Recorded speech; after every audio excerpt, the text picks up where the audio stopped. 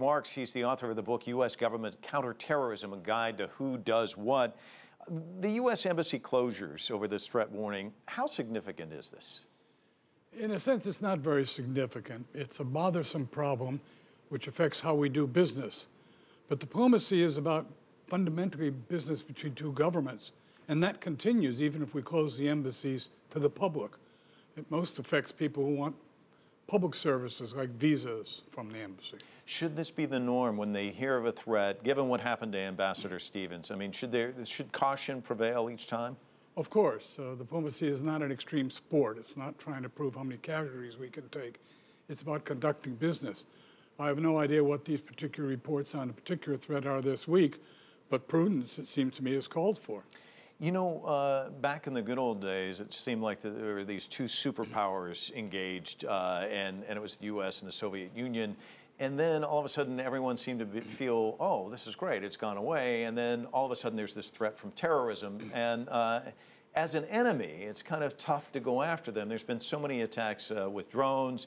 It seems like Al-Qaeda is being decimated, which President Obama said is the case today.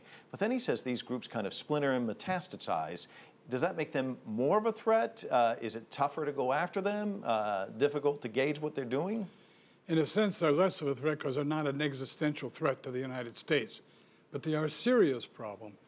In some sense, it's more analogous to crime, to narcotics, to all the other problems we're facing in the world today. It's a low-level, persistent problem which affects and threatens us as individuals, and is a threat to us, but not a fundamentally an existential threat to the United States. But you talk about narcotics, and the folks who know the United States and the border with Mexico and have seen all the violence there, it seems as though the war against drugs in the United States has been going on for decades and decades and decades. These drone attacks, decimating Al-Qaeda, is this a war against terrorism that's just going to continue on and on and on and on? Absolutely. Terrorism is as old as recorded history.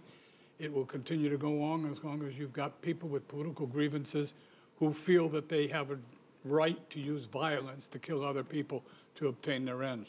I remind you of three words in English: zealot, thug, and I forgot the third one, which is a popular thing to do, is forget the third one. Two is good enough for me. We'll leave it there. Thanks so much for coming in. Appreciate it. My pleasure.